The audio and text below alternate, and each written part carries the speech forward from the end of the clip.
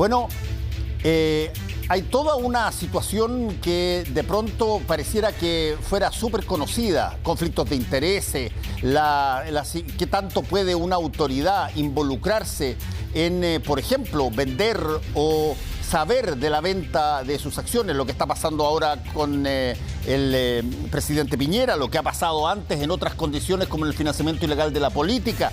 Vamos a conversar hoy día con Valeria Lubert. Ella es directora del Departamento de Democracia y Anticorrupción de la organización Espacio Público. Muchas gracias por estar acá, Valeria. Muchas gracias a ti, Fernando, por la invitación.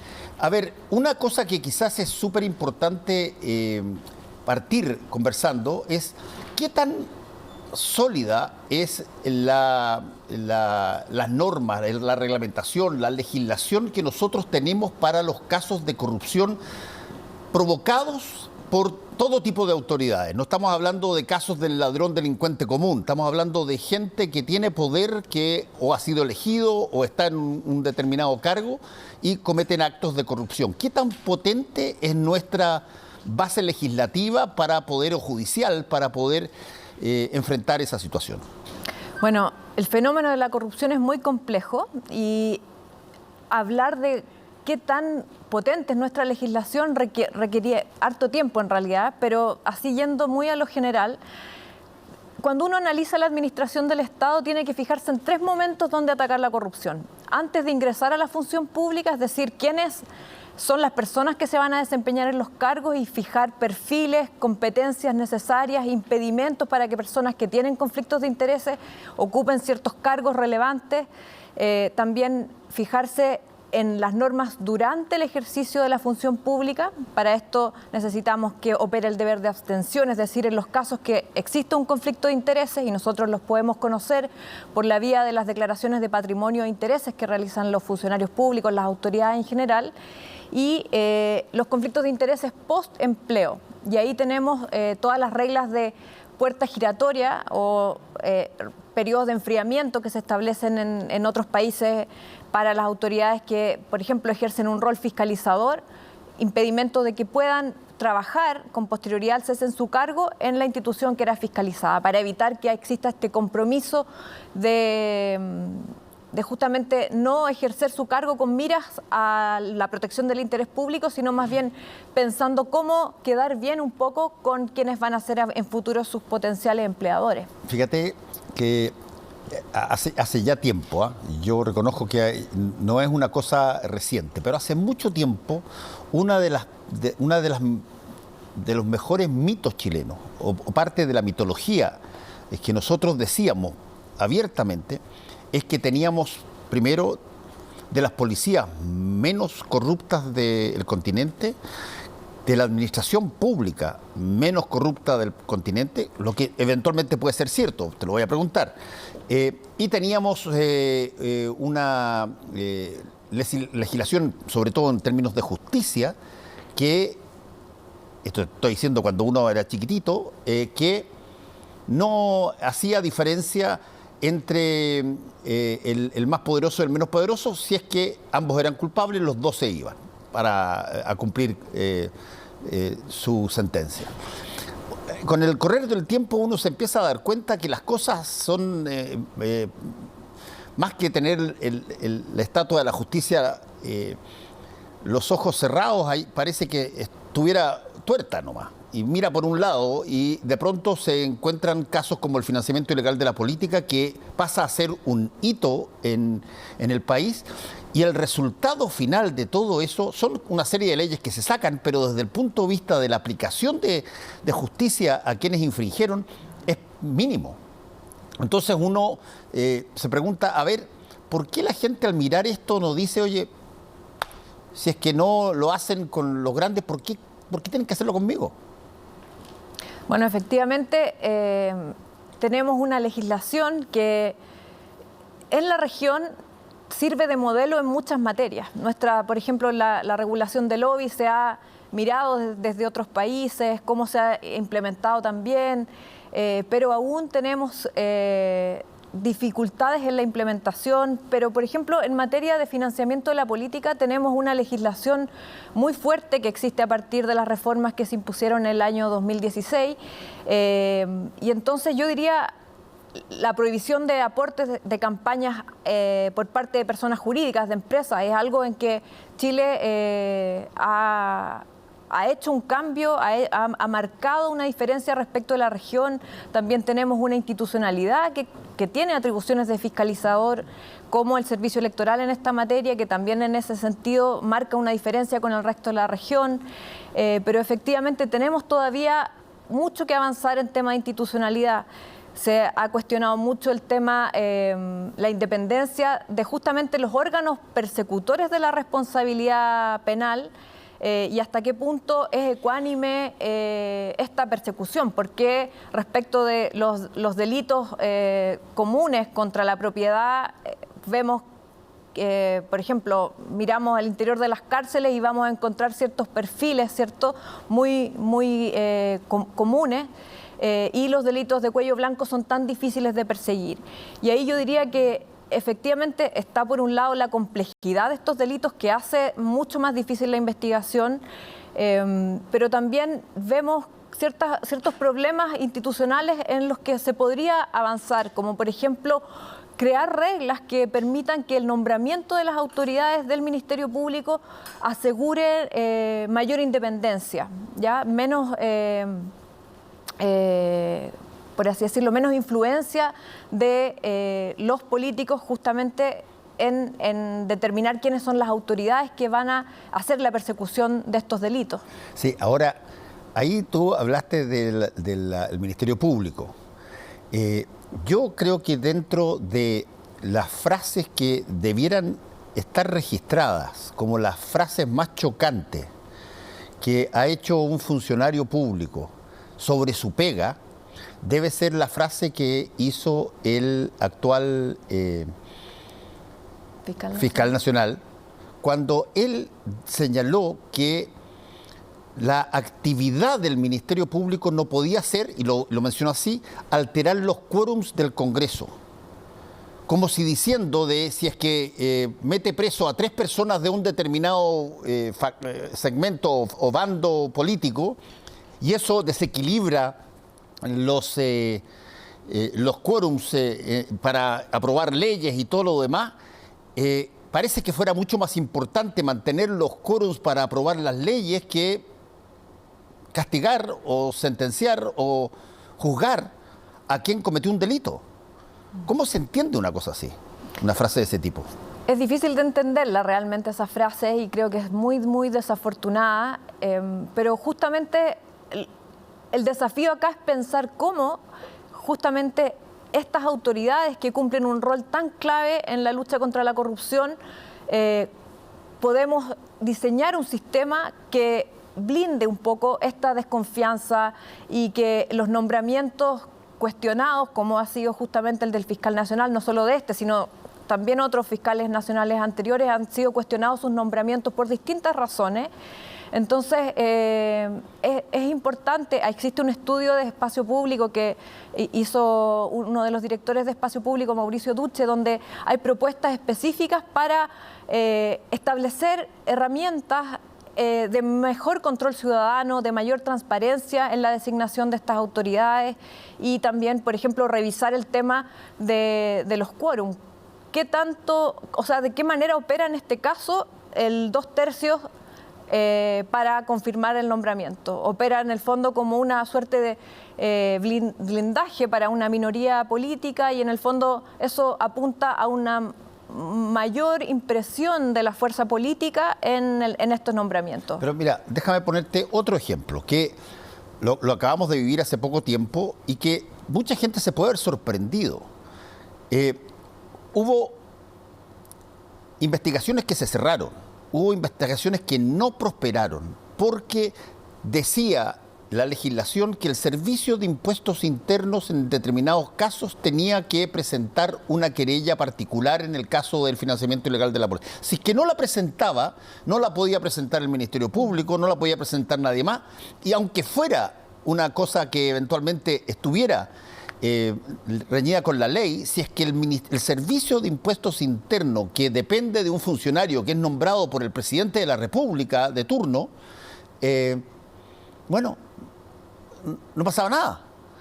¿Esa legislación no ha cambiado o cambió después de eso? No ha cambiado, efectivamente, y esa es una de las grandes críticas todavía a la legislación en materia de anticorrupción, porque todas estas trabas que se ponen para que se investigue, para que se persiga la responsabilidad, justamente cuando están radicadas en autoridades que tienen nombramientos con influencia política, es bien criticable, ¿ya? Esto no solo respecto del Servicio de Impuesto Interno, también los vemos en el servicio electoral. Los delitos de financiamiento ilegal de campañas, que hoy día están señalados en la ley electoral, y el servicio electoral cuenta con atribuciones para fiscalizar, ¿cierto? Tiene una unidad específica para ese tema.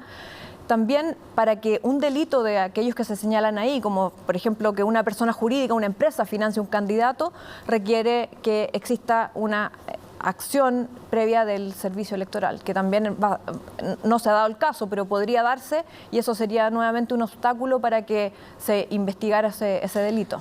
¿Y no ha habido intención o interés, por ejemplo, en modificar este tipo de condicionantes que dejan al arbitrio de la autoridad de turno, si es que sigue o no sigue un proceso de este tipo? Sí, o sea, esto se ha discutido, hay proyectos que están en el Congreso en discusión, es una materia que cada cierto tiempo vuelve un poco al tapete público, pero justamente ahora, por ejemplo, que en relación al tema del servicio electoral, justamente calza con otros temas de la agenda electoral y entonces suele ser dejado de lado. Por ejemplo, hay otros temas en la legislación electoral que también son relevantes. Por ejemplo, el financiamiento hoy día se hace todo a través de la cuenta única electoral que abren los candidatos. Si usted quiere hacer un aporte a un candidato, tiene que meterse a la página del servicio electoral y solo a través de ese mecanismo hacer una transferencia, por así decirlo. Y si la hace por fuera es financiamiento ilegal. Y eso, si lo pesquisa el servicio electoral, lo debe sancionar. Pero los aportes en especie solo son conocidos una vez que concluye la campaña. Y sobre eso la ciudadanía no... ¿Qué son aportes en especie, por ejemplo? Por ejemplo, que yo, por ejemplo, dono 10 camionetas. O las carteles. Los carteles. Llega el partido político y le dona al candidato un camión de paloma, un camión de camisetas, gorros, bandera, y no le hace el aporte en dinero, sino que derechamente compra, manda a hacer todo este material y se lo entrega. Eso debe informarse y efectivamente hay rendición de cuentas sobre eso, pero la ciudadanía no tiene cómo conocer eso, sino hasta el final, una vez que se hace la rendición de cuentas ante el servicio electoral.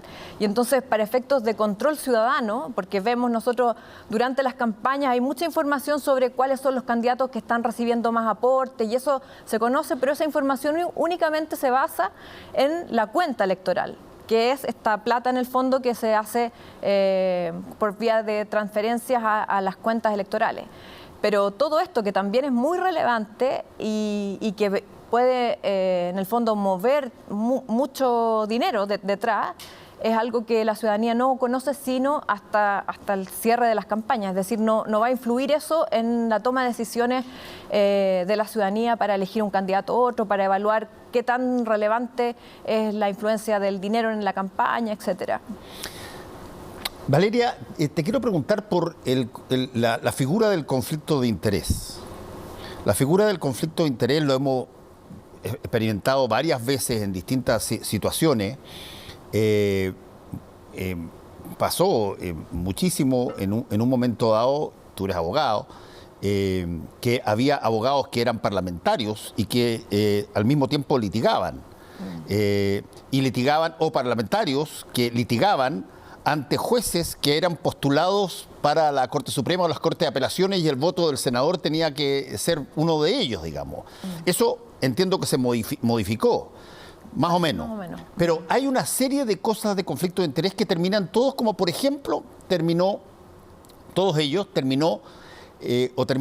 como terminó el caso de la minera Dominga cuando le preguntan al presidente de la República, o sale el tema al presidente de la República, si que él sabía de las condiciones que tenía este contrato nuevo de que no podía haber una zona de protección ambiental, si no le pagaban la última remesa, etcétera. Y la respuesta del presidente de la República es: yo nunca supe nada de lo que hicieron mis hijos, nunca hablé con ellos sobre este tema, nunca jamás me mencionaron nada de este tema y por lo tanto no tenía idea. Eso es lo único que hace en términos de la política, independientemente de quién sea el presidente o la autoridad, es traspasarle a las personas que están escuchando esto, si es que creen o no creen lo que están diciendo.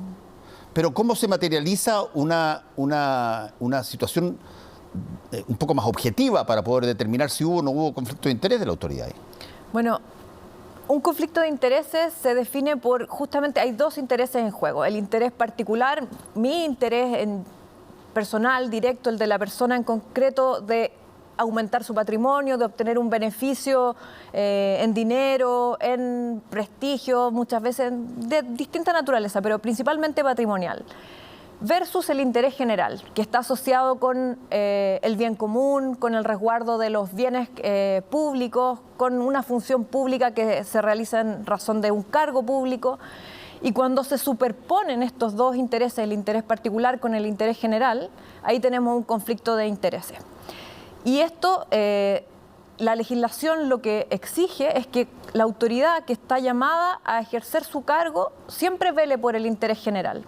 Y cuando esté su interés particular, que puede ser directo, o de su núcleo cercano, sus amigos íntimos, sus amigos cercanos o sus parientes cercanos, la autoridad debe abstenerse, ¿ya? Y respecto de todos los órganos de la administración del Estado existe este deber de abstención. También existe respecto de los parlamentarios. Un senador, un diputado debiera abstenerse de emitir voto, de esto de acuerdo a la ley del Congreso vigente, en los casos en que tenga un conflicto de intereses.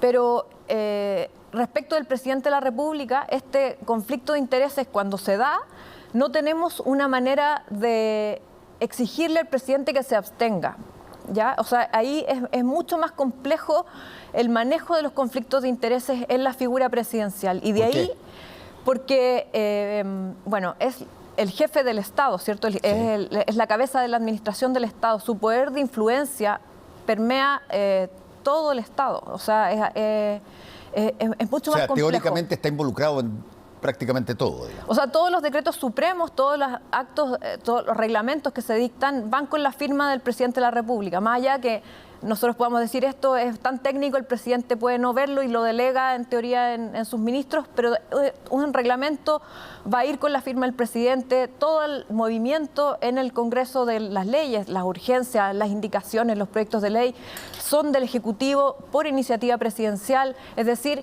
la capacidad de influencia que tiene el presidente es máxima, es de una envergadura mucho más compleja y por ende es necesario contar con reglas especiales mucho más intensas para prevenir los conflictos de intereses cuando estamos frente a la figura presidencial. Hoy día tenemos la figura del fideicomiso ciego, ¿cierto? El presidente, los presidentes en general, las presidentas deben constituir este fideicomiso ciego cuando tienen patrimonios en acciones por sobre 25.000 UF. Esta es una regla que existe desde el año 2016 y que sin embargo hoy día vemos por justamente estos casos que surgen que es necesario repensar esta institución, pensar que, por ejemplo, las sociedades que están constituidas en el extranjero deben formar parte del fideicomiso ciego. Hoy día no forman parte. Hoy día no forman parte. Por ejemplo, el caso Exalmar, que fue también bien polémico, se trataba de una empresa que estaba constituida en el extranjero.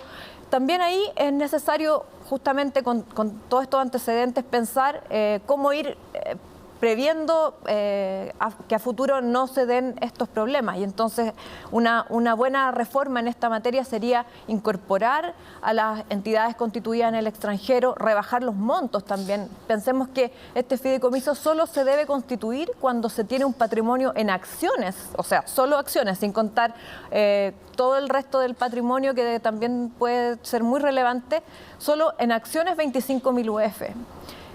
Luego, o sea, respecto del presidente de la República, además debiéramos pensar incluir a su núcleo familiar más cercano. El presidente, en este caso, ha señalado que él sometió a su núcleo familiar más cercano a un fideicomiso voluntario, pero resulta que al no estar regido por la ley, no ser obligatorio, no tenemos un control real en el fondo respecto de lo que está pasando en esos fideicomisos. ¿Y qué control real hay, Valeria, a un fideicomiso ciego? Bueno, ¿Cuál es el control? El control, existen una serie de prohibiciones. ¿Qué impide que te llamen por teléfono y te digan, oye, qué sé yo, bueno, efectivamente, te traspasé estas acciones de aquí a allá? ¿Cómo se puede hacer? Es ciego, pero no es sordo, digamos.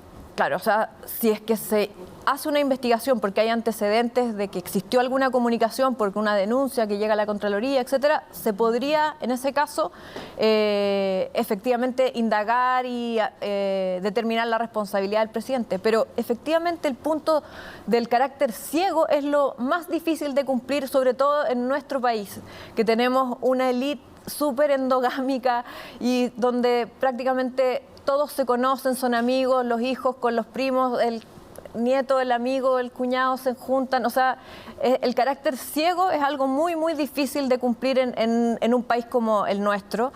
Y de ahí que también un tema relevante a evaluar sea avanzar quizás a un fideicomiso diversificado, donde la herramienta en el fondo para combatir el conflicto de intereses sea disolver el conflicto de intereses por la vía de fragmentar el patrimonio de tal manera, diversificando una cartera de tal manera que por esa vía se disuelva también el conflicto de intereses y ya no poner tanto el énfasis en lo oculto, en lo ciego, sino que derechamente en lo diversificado que es la cartera. Sí, y de pronto uno podría pensar que quizá debiera ser incluso el inverso, digamos, debiera ser un fideicomiso lo más atento y despierto posible, que todo el mundo sepa dónde están puestas las platas durante el periodo que la autoridad ejerce su cargo. Así fue, por ejemplo, el fideicomiso que hizo Barack Obama en Estados Unidos, donde era público, se conocía y ya en el fondo después no es tema, o sea, se conocen dónde están los intereses y está muy fragmentada la cartera de administración, de manera que nadie puede decir que hay favorecimiento de una u otra empresa, de un determinado sector. La otra variable que entra y que también está presente en Dominga, pero ha estado presente en otro tipo de cosas, es esta variable del paraíso fiscal. Digamos, ¿por qué razón alguien tendría interés de no hacer los negocios aquí o hacerlos en el país del comprador, digamos, sino hacerlo en Panamá o en un paraíso fiscal donde hay una serie de posibilidades, prerrogativas, cláusulas de contrato que son legales ahí, pero no son legales necesariamente en Chile? Bueno, efectivamente, estos paraísos fiscales son jurisdicciones donde existen una serie de reglas que permiten, facilitan la elusión tributaria. En teoría, quienes celebran contratos, quienes tienen entidades en estas jurisdicciones con regímenes especiales tributarios más favorables, deben pagar impuestos en Chile. En el caso específico del presidente Piñera, él señala que todo el producto de esas transacciones se remesaron a Chile, pagaron impuestos, pero efectivamente es muy difícil para la entidad, para la institución que es la encargada de hacer por así decirlo, los cobros, en este caso el Servicio de Impuesto Interno, de perseguir la tributación, es muy difícil contar con la completa información para saber cuál es el total del patrimonio a gravar en ese caso. Entonces, efectivamente se utiliza mucho como planificación tributaria recurrir a estos paraísos fiscales para justamente pagar menos impuestos. Ese es el objetivo. Y vemos que hay recomendaciones de organismos internacionales, de la OCDE, pero también desde la sociedad civil han habido propuestas específicas en esta materia para restringir el uso de esta herramienta de planificación tributaria, porque permite blindar o facilita de alguna manera hechos de corrupción, porque oculta información a la ciudadanía, a los entes fiscalizadores, por esa vía se puede hacer lavado de activos. Entonces, de ahí que existan recomendaciones específicas de, por ejemplo, la OCDE para que los países establezcan medidas de restricciones y entreguen mayor herramienta a justamente los servicios de impuestos internos. Y desde el punto de vista de el pago de impuestos que hacemos los chilenos, con todas lo que se ha llamado de alguna manera elusiones legales, no estoy hablando de la evasión, que es de por sí ilegal, pero con todos los reglamentos donde tú mueves tus plata, las sacas de allá, la inviertes en fin, toda una serie de cosas. ¿Qué tanto hay dentro de el erario nacional cada año? ¿Qué se ha podido ver o pensar cuánto de menos impuestos se pagan por justamente acogerse las personas no solamente a las elusiones legales, sino que además a tener platas puestas afuera que no son tributables en Chile o que no se conocen en Chile? Sí, bueno, no recuerdo ahora la cifra, pero hace algunos años en la reforma tributaria se contempló un mecanismo de como incentivo para lo que se denominó en esa época la repatriación de capitales, como de manera impropia, un incentivo para que todos estos capitales que estaban afuera ingresaran al país y se les establecía una ventaja tributaria. Y no me acuerdo ahora, pero era una suma enorme de lo que se recaudó con esos patrimonios que ingresaron.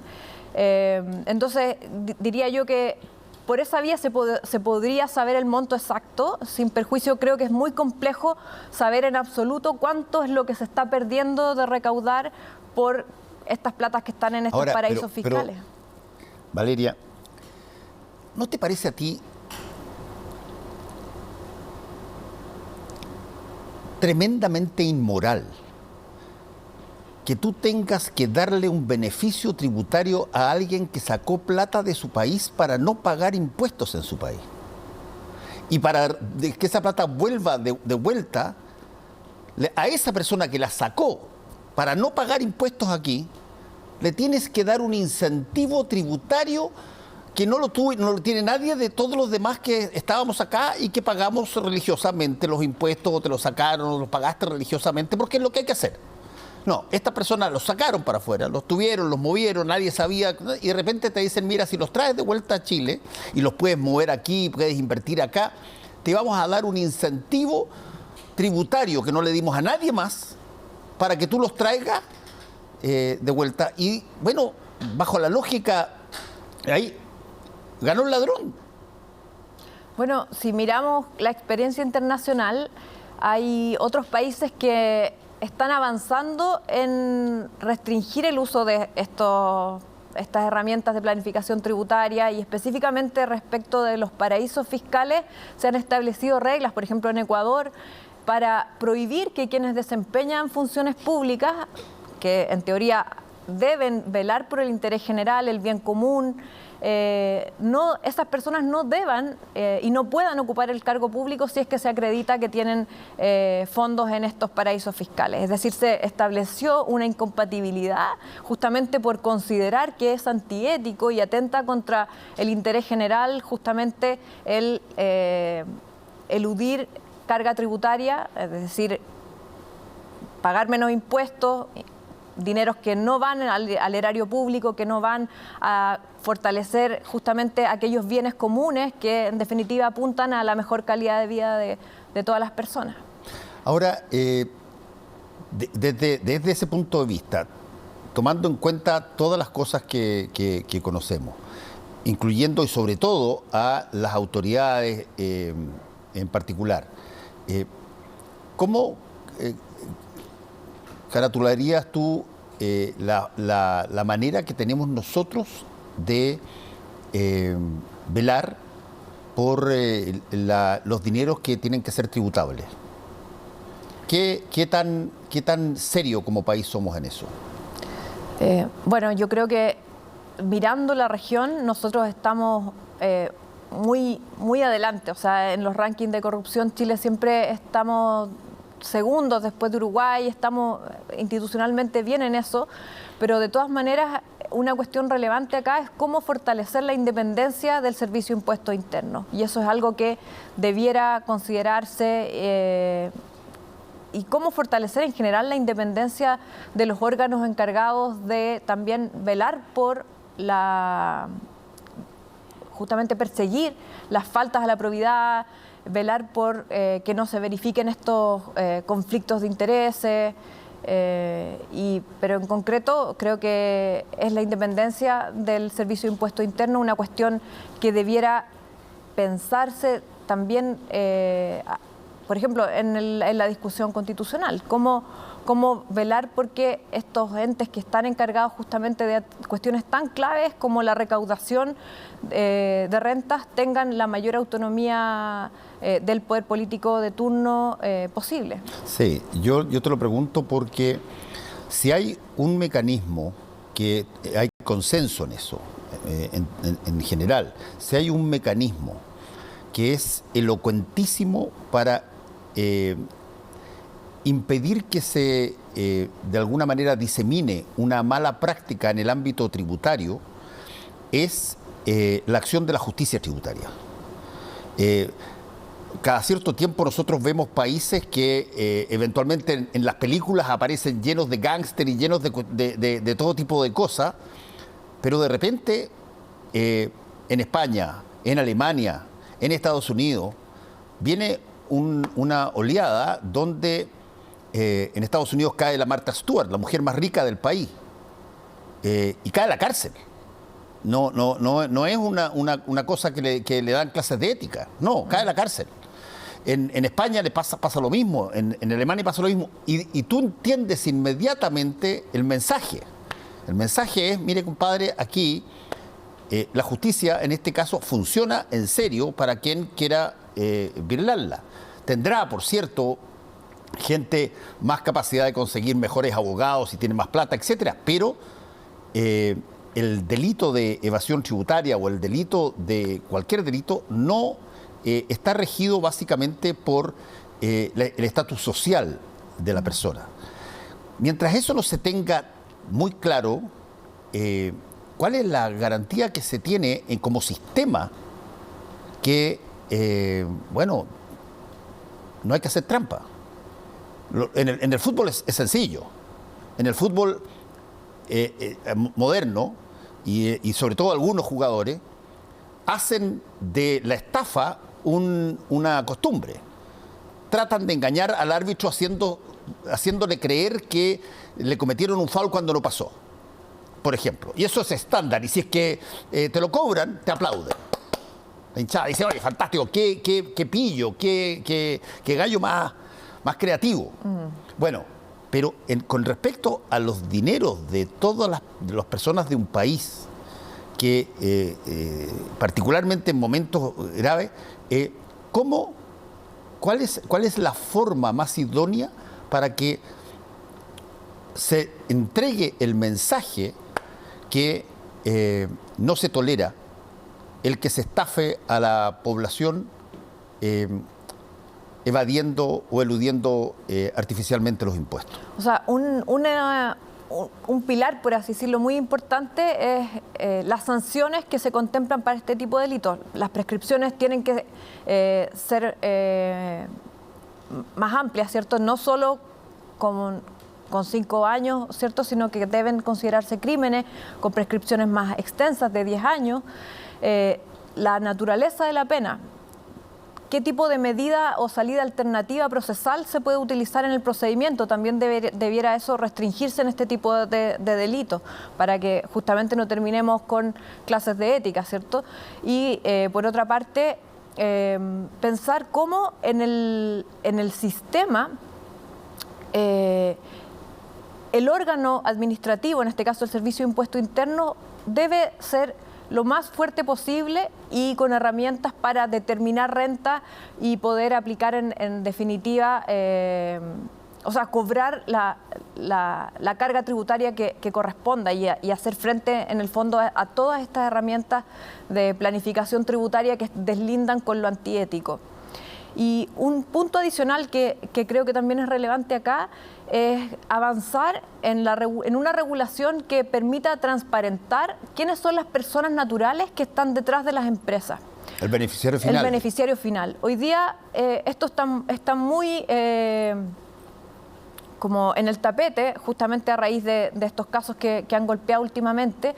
Pero es algo que viene hace varios años tratando de levantarse y hay muchas resistencias de justamente los grupos económicos, porque es necesario conocer quiénes son las personas naturales que están detrás de estas empresas, estos nombres de ficción que se crean, porque de esa manera se previene los conflictos de intereses, podemos mapear, podemos rastrear quiénes son justamente ¿Hay proyectos aquellos, de beneficiario final aquí relaciones. en el país?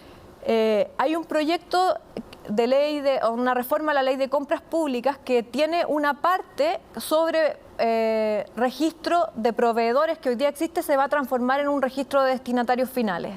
Sin embargo, solamente está acotado al tema de compras públicas y eso es algo que es deficiente en el fondo. Nosotros necesitamos un registro de destinatarios finales que abarque a todas las empresas, quienes reciben cualquier permiso, una licitación, todos quienes van a tener algún rol en el fondo en el país.